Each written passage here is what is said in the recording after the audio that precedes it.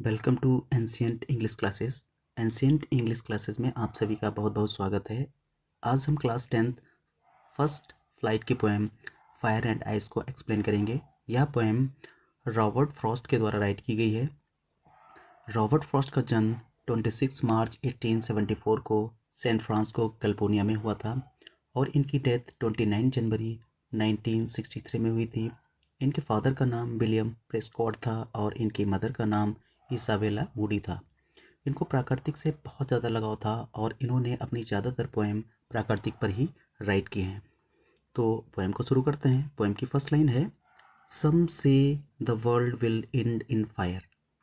सम means कुछ वैज्ञानिकों का मानना है। यहाँ पे सम का मीन्स होगा कुछ वैज्ञानिक। पोएट कहता है कि कुछ वैज्ञानिकों का मानना है कि यह संसार आग से समाप्त हो जाएगा।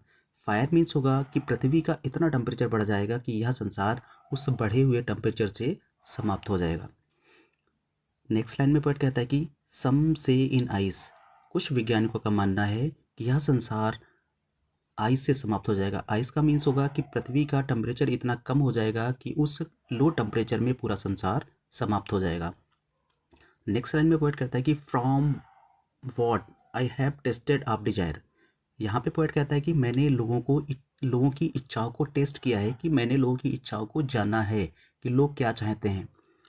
I hold with those who favour fire. और मैं उन लोगों के पक्ष में हूँ या मैं उन लोगों के साथ में हूँ जिन लोगों का मानना है कि यह संसार आग से समाप्त हो जाएगा। मीन्स यह संसार उस बढ़े हुए टेम्परेचर में समाप्त हो जाएगा। देखते हैं नेक्स्ट स्टेंजा को देखते हैं कि what it had to perish twice. यहाँ पे पोएट कहता है कि यह 2 बार समाप्त होगा। नेक्स्ट लाइन देखते हैं, I think I know enough of hate. मैं सोचता हूँ या जहाँ तक मेरा मानना है कि इसके लिए, इस संसार को ख़त्म करने के लिए हेट ही काफ़ी है।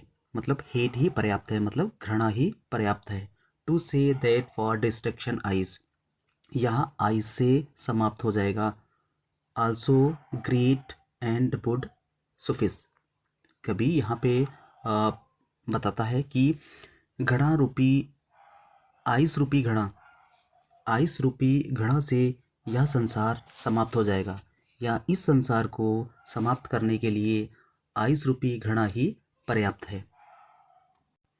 इस पोएम में पोएट कहता है कि जो फायर है, फायर की तुलना वासना, क्रोध, क्रूरता तथा लालच से की है, और जो आइस, बर्फ की तुलना मनुष्य की कठोरता, ईर्ष्या, उदासीनता तथा घृणा का प्रतीक है या घृणा से की है।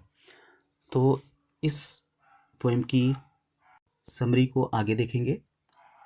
यहाँ पर पोएट कहता है कि कुछ लोगों का मानना है कि संसार का अंत आग से होगा और कुछ लोगों का मानना है कि संसार का अंत बर्फ से होगा। यहाँ पर आग और बर्फ 2 अलग अलग शब्द हैं।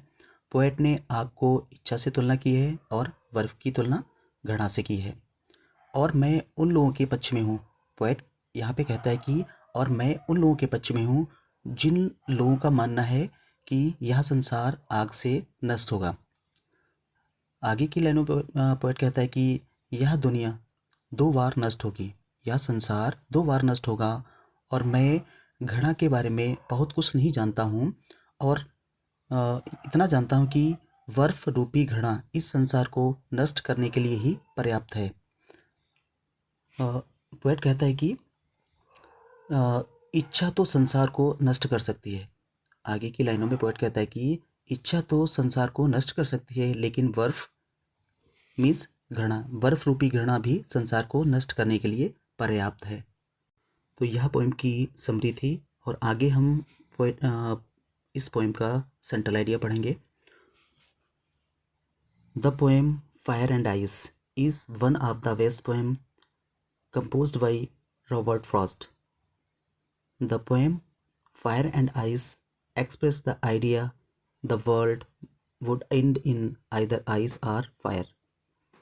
According to the poet, fire symbolize human desire and greed, cruelty, and ice symbolize hate, jealous. Both ice and fire are equally capable to destroy the world. तो ये इस पोएम का सेंट्रल आइडिया था। तो ये पोएम यहीं पर समाप्त होती है। Thank you so much watching this video.